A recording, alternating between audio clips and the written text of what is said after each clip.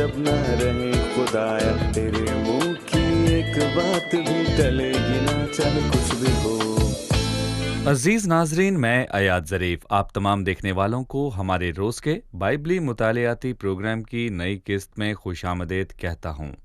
नाजरीन, अभी हम अय्यूब की किताब का मुताला कर रहे हैं, जो कि अहद कदीम की पहली शायराना किताब है, और आज हम इस किताब के 36वें और 37वें बाब का मुताला करेंगे। प्रोग्राम के बाकायदा आगाज़ से पहले मैं खुदा के खादमीन का स्टूडियोज़ में खैर मकदम करना चाहूँगा। डॉक्टर फयाज खुशामदीद। शुक्रिया भाई। डॉक्टर आदिल खुशामदीद। बहुत शुक्रिया। और स्टूडियो में आए दीगर मेहमानों को भी खुशामदीद। डॉक्टर आदिल, सबसे पहले मैं 36वें बाब की पहली 15 आयात की तलावत करूंगा। फिर एलिहू ने यह भी कहा, मुझे ज़रा इजाज़त दे और मैं तुझे बताऊंगा, क्योंकि खुदा की तरफ से मुझे कुछ और भी कहना है। मैं अपने इल्म को दूर से लाऊंगा और रास्ते अपने खालिक से मंसूब करूंगा, क्योंकि फिल हकीकत मेरी बातें झूठी नहीं हैं। वो जो तेरे साथ है इल्म में कामिल है। देख, खुदा कादिर है और किसी को हकीर नहीं जानता। वो फहम की कुव्वत में गालिब है। वो सादिकों की तरफ से अपनी आंखें नहीं फेरता, बल्कि उन्हें बादशाहों के साथ हमेशा के लिए तख्त पर बिठाता है और वो सरफराज होते हैं। और अगर वो बेड़ियों से जकड़े जाएं और मुसीबत की रस्सियों से बंधें, तो वो उन्हें उनका अमल और उनकी तकसीरें दिखाता है कि उन्होंने घुमंड किया। वो उनके कानों को तालीम के लिए खोलता है और हुक्म देता है कि वो बदी से बाज आएं। अगर वो सुन लें और उसकी इबादत करें तो अपने दिन इकबाल मंदी में और अपने बरस खुशहाली में बसर करेंगे, पर अगर ना सुने तो वो तलवार से हलाक होंगे और जहालत में मरेंगे। लेकिन वो जो दिल में बेदीन हैं गज़ब को रख छोड़ते हैं। जब वो उन्हें बांधता है तो वो मदद के लिए दुहाई नहीं देते। वो जवानी में मरते हैं और उनकी जिंदगी लूतियों के दरमियान बर्बाद होती है। वो मुसीबत ज़दा को उसकी मुसीबत से छुड़ाता है और जुल्म में उनके कान खोलता है। भाई आदिल, ये आयत किस बारे में है? भाई आयात, हम इस बात को 2 हिस्सों में तकसीम कर सकते हैं। पहले से 21 आयत तक बयान है कि खुदा लोगों से कैसे पेश आया, और 22वीं आयत से बाब के आखिर तक इस बाब का जिक्र है कि कायनात में खुदा क्या क्या काम करता है। पर जो 15वीं आयत में हमने पढ़ा, उनको 3 हिस्सों में तकसीम में कर सकता हूँ। पहली 4 आयत तारुफ की हैं। 5 से 7 आयत में रास्तबाजों पर खुदा की रहमत का बयान है, और 8वीं से 15वीं आयत में मुसीबतों के फ़ायदे हैं। मैं इन तीनों हिस्सों के बारे में कुछ कहना चाहता हूँ। पहले हिस्से में तारुफ है कि उसमें इल्हू ने कहा कि मैं अपने इल्म को दूर से लाऊंगा। इल्हू ने इल्म व फहम से बात की। उस हिकमत का सरचश्मा ज़मीनी नहीं बल्कि ये आसमान की तरफ से है। ये इल्म है, ये इल्म खुदा की तरफ से है, आसमान से आने वाला इल्म। उसके बाद 5 से 7 में उसने खुदा की सिफात का बयान किया। देख, खुदा कादिर है और किसी को हकीर नहीं जानता। खुदा कादिर मुतलिक और अजीम है। उसका दिल मोहब्बत से भरा है। अगर आप खुदावंद को देखें और फिर हामान जैसे शख्स को सोचें, वो फिर भी अहम ओहदे पर फाइज था, पर उसने मर्दगी किए जैसे मामूली दरबान से नफरत की। नबूकत नज़र जैसे इंसान को देखें, उसे बादशाह का बादशाह कहा जाता है, पर उसने भी लोगों से नफरत की और जिसे चाहा कत्ल कर दिया। देखिए, उन लोगों को देखें और खुदा कादिर मुतलिक में कितना फ़र्क है। कलाम में लिखा है वो किसी को हकीर नहीं जानता। 8 से 15वीं आयत में मुसीबतों के फ़ायदे का जिक्र है। बेशक रास्तबाजों पर आजमाइश आती है, पर वो बेमायनी नहीं है। उनका एक मकसद है।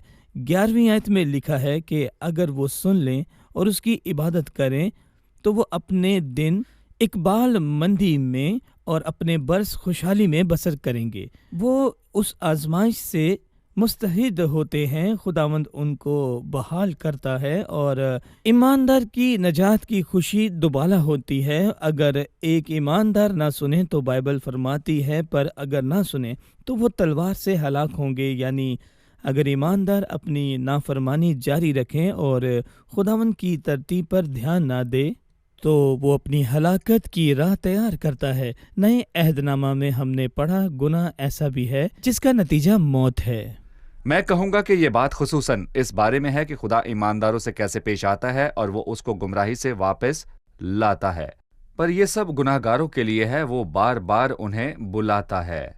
शरीर अपनी राह को तर्क करे और बदकार अपने ख्यालों अपने को, ख्यालों अगर वो को खुदावंद की आवाज सुनकर उसके पास ना लौटे तो वो यकीनन हलाक होंगे। बिल्कुल। जी। डॉक्टर फयाज, यहाँ 16वीं और फिर 17वीं आयत में लिखा है, यहाँ पर कुछ यूं मरकूम है, बल्कि वो तुझे भी दुख से छुटकारा देकर ऐसी वसी जगह में जहाँ तंगी नहीं है पहुँचाता है। और जो कुछ तेरे दस्तरखान पर चुना जाता है वो चिकनाई से पुर होता है, पर तू तो शरीरों के मुकदमे की तायीद करता है, इसलिए अदलो इंसाफ तुझ पर काबिज हैं। मैं चाहूंगा कि आप इन आयात के मुतालिक हमें बताइए। अलीहू ने अय्यूब को राजी करने की कोशिश की कि वो कादिर मुतलक के हाथ के नीचे अपने आप को आजिज करे और इस बात पर गौर करे कि खुदा ने उसको कितनी मुसीबतों में से गुजारा और उससे शिकायत ना करे, ताकि वो खुदा के कादिर हाथ के नीचे बदहवास ना हो जाए। उसने बहुत सी मुश्किलात का सामना किया और दर हकीकत अलीहू ये चाहता था कि वो खुदा से ये शिकायत ना करे कि खुदा ने उस पर जुल्म किया है और ना इंसाफी की है, और उसकी कोशिश थी कि अय्यूब खुद को आजिज और खाकसार बनाए। उसने पहले भी कहा, क्या तो उसे जो आदिल और कादिर है उसे मुल्जिम ठहराएगा? यानी उसने नाइंसाफी को खुदा से मंसूब किया और उसके सामने खाकसार नहीं हुआ। और इसके बाद उसने खुदावंद अपने खुदा की बढ़ाई बयान की कि इंसान अपनी तमाम तर दौलत के साथ भी खुदा का मुकाबला नहीं कर सकता और इंसान की दौलत और उसकी जायदाद बेमानी है। और फिर मैं कहूंगा कि इसके बाद वो 21वीं आयत में कहता है, होशियार रह और बदी की तरफ रागिब ना हो। मतलब अपने दुखों और अपनी आजमाइशों पर फख्र ना कर, क्योंकि तूने मुसीबत को नहीं बल्कि उसी को चुना है। उसने अय्यूब से कहा, अपनी मुश्किलों पर तवज्जो ना दे और खाकसार बने, और जो कुछ भी खुदावन ने उसके लिए तय किया है उसे कबूल करे। और फिर इसके बाद वो कहता है, इसलिए जरूरी है कि सब दिल के गरीब बने और खुदा के सामने आजिज बने। उसने तुझे आजिज भी किया और भूखा भी होने दिया और वो मन खिलाया। अपने सब काम खुदावंद पर छोड़ दे और आजिजी से अपने सब मामलात को खुदावंद के हजूर पेश कर। अगर इंसान खुदा को मलामत करे और कहे कि खुदावंद का हाथ उस पर भारी है, तो ये सब कुछ करने से भी उसको कुछ फायदा नहीं होगा। इसका कोई फायदा नहीं। बहुत खूब, खुदावंद आपको बरकत दे। वक्फे के बाद मेहमानों के सवालात के साथ हाजिर होंगे। अजीज नाजरीन, वक्फे के बाद दोबारा मिलते हैं। मैं आपकी हौसला अफजाई करना चाहूंगा, अगर आपका किसी भी किस्म का बाइबल से मुतल्लिक सवाल हो तो वक्फे के दौरान दिए गए पते पर हमें। हमने देखा कि अयूब ने बहुत दुख उठाया। डॉक्टर फयाज ने अपनी आखिरी बात में कहा कि खुदा इंसान को आजिज करता है ताकि वो सब कुछ खुदावंद पर छोड़ दे। खुदा सख्त तरीके से इंसान को सिखाता है कि वो अपना सारा काम खुदा पर छोड़ दे। खुदा इतना सख्त तरीका इस्तेमाल क्यों करता है जो हम अपने बच्चों के साथ भी इस्तेमाल नहीं करते? सिर्फ इसलिए कि इंसान उस पर तकिया करे। वो इतना जुल्म क्यों करता है? जी भाई, इस सवाल के बारे में क्या कहेंगे? मैंने उस खाकसारी की बात की जो बाइबल की रूह से है, और बाइबल की रूह से खाकसार होना उससे ज़रा मुख्तलिफ है जो कि इंसान आम तौर पर सोचता है। लोगों की नज़र में आजिज़ का मतलब है कि मैं किसी पर जुल्म करके उसको कुचलूं, उसकी बेबसी पर खुशी मनाऊं और महजूज हों, पर ऐसा हरगिज़ नहीं है। खुदावंद के नज़दीक ये आजिज़ी नहीं है। तुझको आजिज़ करके आजमाए और तेरे दिल की बात को दरियाफ्त करे, और उसने तुझे आजिज़ होने दिया भी और तुझे भूखा होने दिया ताकि आखिर में तेरा भला आखिर में। करे। बाइबल के मुताबिक आजिज़ होना यानी कि दिल का गरीब होना है। और मैं कहूँगा कि खुदावंद आपको ये महसूस करवाना चाहता है कि आप गरीब और बेबस और कुछ करने के लायक नहीं हैं, और वो हमसे चाहता है कि हम उसे जान लें। और जब आप ये जान लेते हैं तो बहुत शादमान होते हैं। और दिल का गरीब होना कितना अच्छा है, और ये पहली मुबारकबादी भी है। मुबारक हैं वो जो दिल के गरीब हैं, क्योंकि आसमान की बादशाही उन्हीं की है। और ऐसा नहीं कि खुदा खाकसार बनाकर मेरी तकलीफ से खुश होता है, ऐसा हरगिज नहीं है, क्योंकि बाइबल में इसकी मिसाल कुछ इस तरह है, मैं कमज़ोर और दिल का गरीब हूँ ताकि मैं इस बात को बाखूबी जान लूं कि मुझे उसकी ज़रूरत है।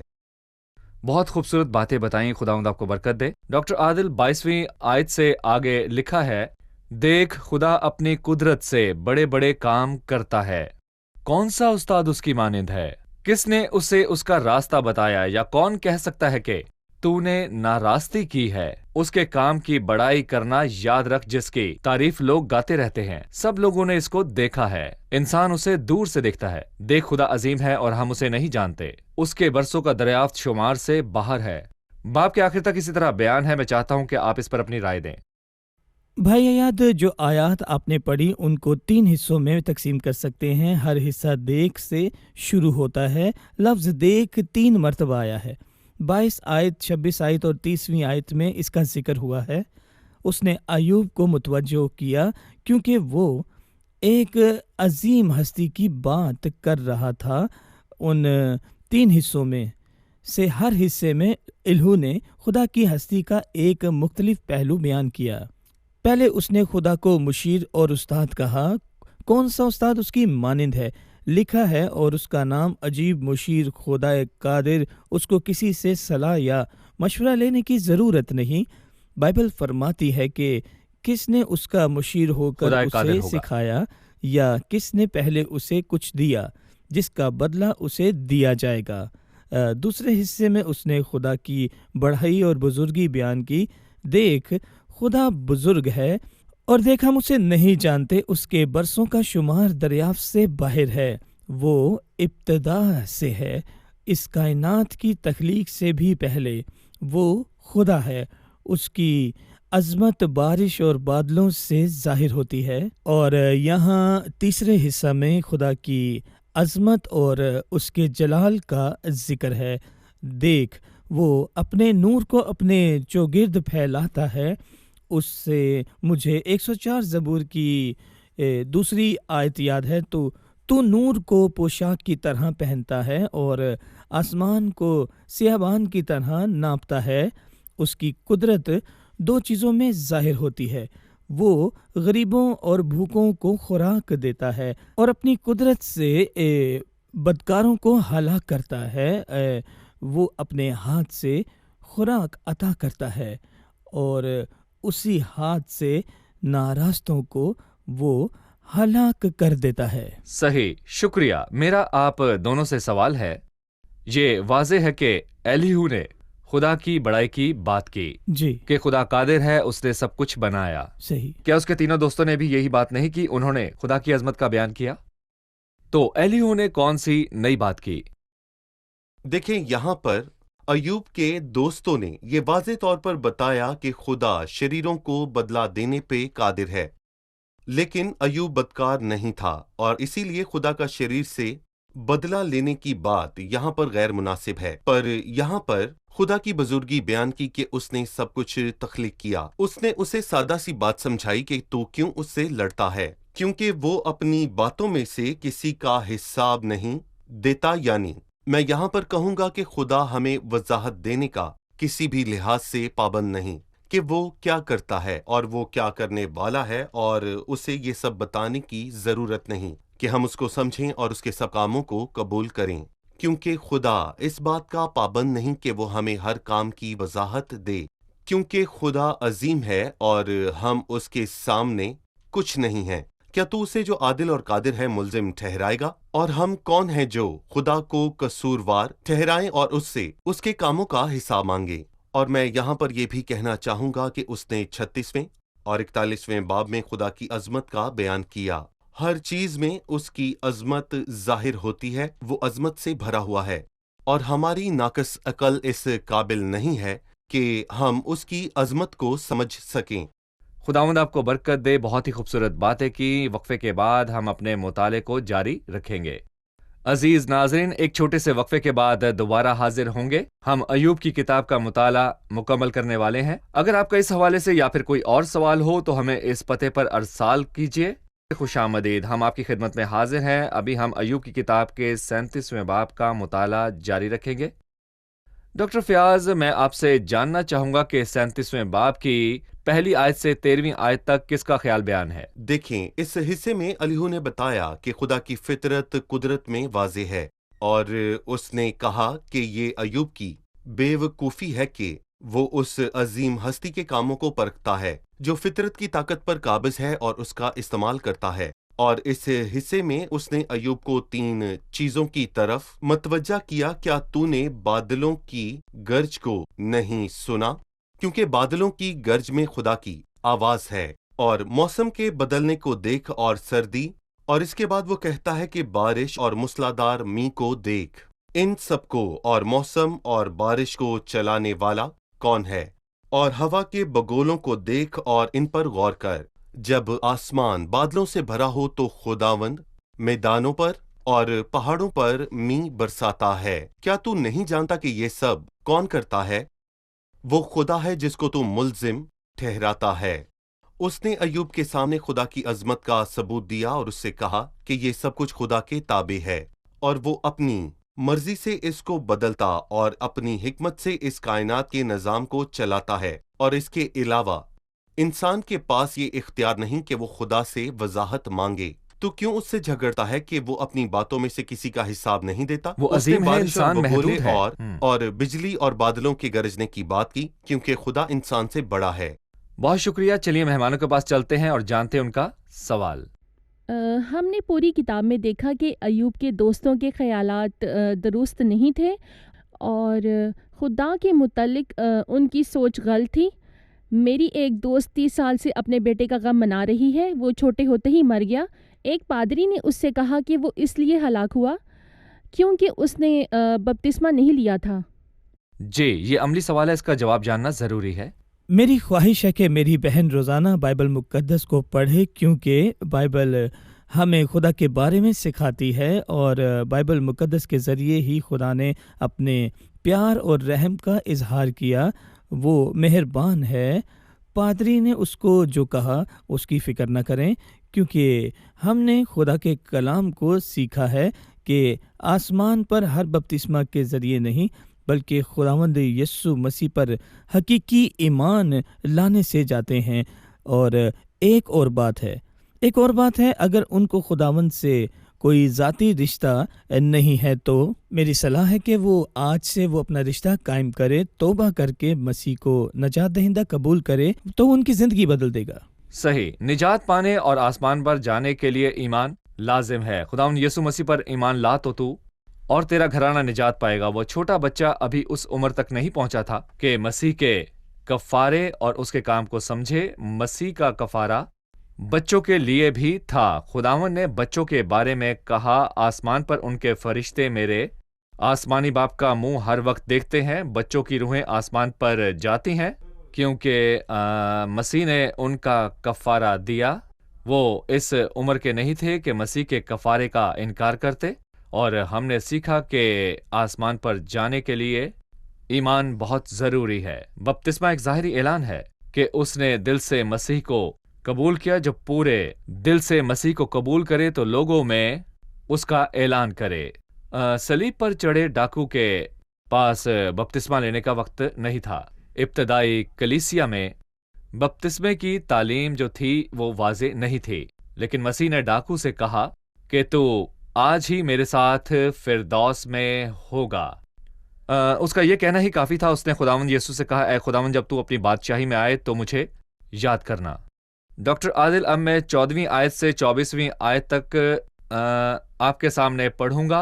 اے ایوب، اس کو سن، چپ چاپ کھڑا رہے اور خدا کے حیرت انگیز کاموں پر غور کر۔ کیا تجھے معلوم ہے کہ خدا کیوں کر انہیں تاکید کرتا ہے اور اپنے بادل کی بجلی کو چمکاتا ہے؟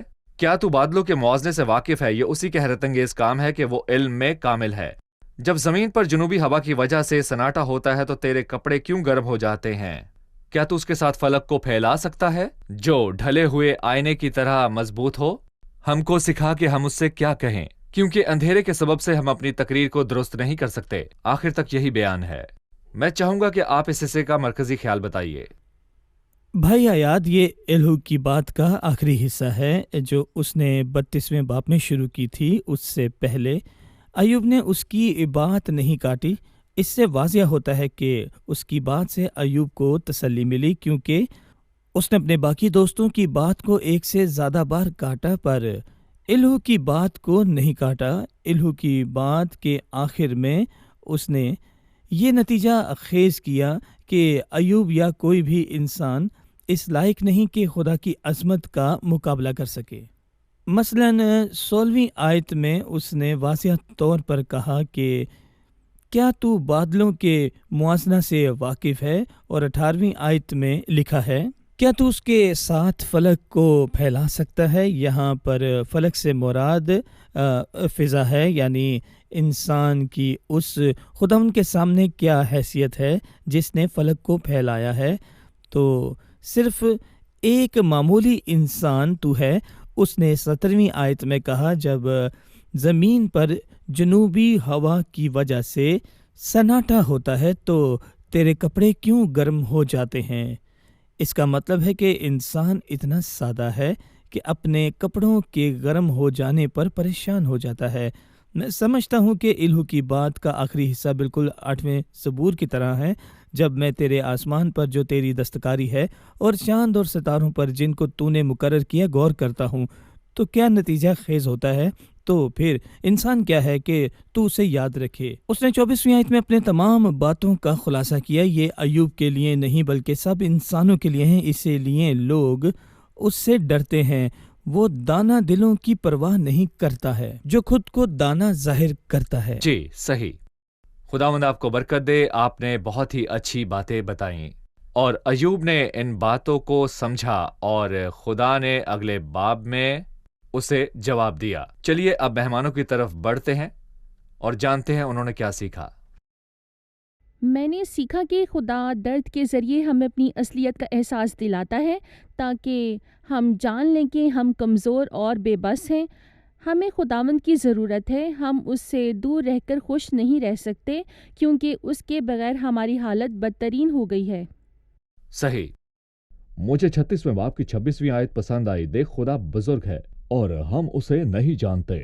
عہد قدیم میں ایماندار خدا کو مکمل طور پر نہیں جانتے تھے، ان کے بیچ ایک پردہ موجود تھا، پر ہم نئے عہد نامے کے ایماندار ہیں۔ خدا اپنے بیٹے کی شکل میں ہمارے بیچ آیا۔ پولس رسول نے ہماری حوصلہ افزائی کی اور کہا خدا کو جانو اور اس کے ساتھ ساتھ خدا کی پہچان میں بڑھتے جاؤ۔ ہم خدا کو جان کر اس کے ساتھ ایک ذاتی رشتہ قائم کر سکتے ہیں۔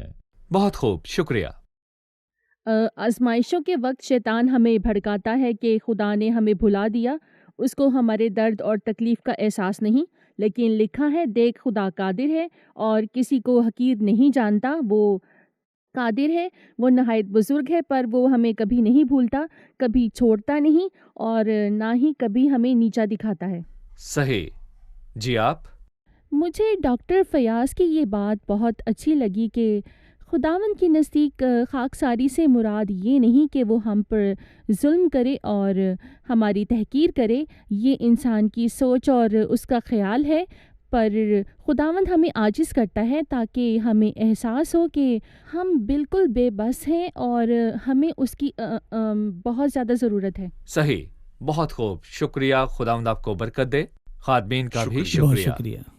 ناظرین، ایلیہو نے کہا وہ تجھے بھی دکھ سے چھٹکارا دے کر ایسی وسیع جگہ میں جہاں تنگی نہیں ہے پہنچا دیتا۔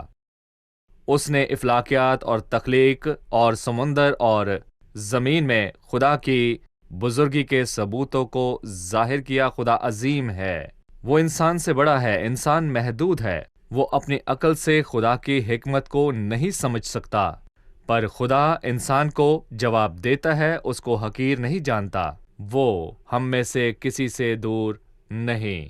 اگر آپ کا خیال ہے کہ خدا آپ سے بہت دور ہے اور وہ بدلہ لینے والا ہے اور آپ اس تک پہنچ نہیں سکتے، تو آج آپ یہ جان لے کہ خدا، اس کی صفات میں ایک صفت یہ بھی ہے کہ وہ آپ کے بہت نزدیک ہے۔ وہ آپ کے انتظار میں کھڑا ہے کہ آپ اپنے دل کو کھولیں اور اپنی زندگی پر حکمرانی کرنے دیں۔ آپ اس کو اپنا بادشاہ اور نجات دہندہ بنا لیں۔ اپنے اور میرے بیچ میں تو ہی ضامن ہو۔ عزیزو، خدا آپ سے دور نہیں، وہ آپ کے بہت نزدیک ہے اور چاہتا ہے کہ مسیح کے کفارہ کی بنیاد پر آپ سے رشتہ قائم کرے۔ خدا نے ایوب سے کیا کہا اور ایوب نے کیا جواب دیا؟ ایوب کی کہانی کیسے ختم ہوئی؟ ایوب کی کہانی کا اختتام جاننے کے لیے ہمارے ساتھ اگلی قسط میں ضرور شامل ہوں۔ خداوند آپ سب کو بہت برکت دے۔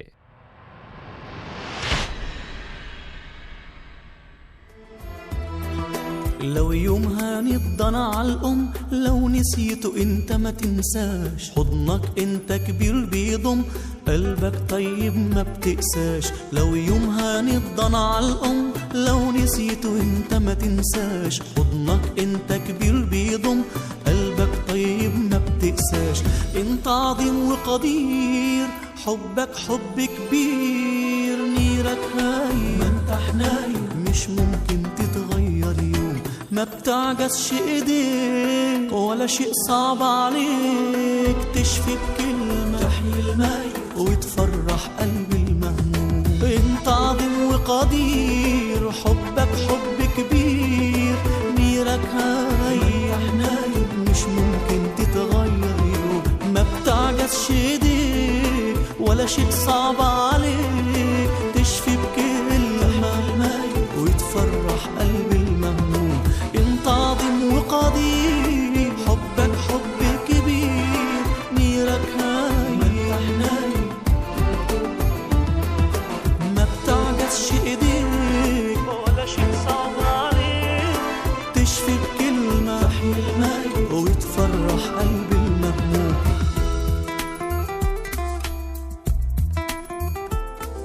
दिल ये दे गवाही है ये किताब अज़ीम, नाज़िल करे अपना कलाम, शिकस्ता दिलों को सुकून मिले,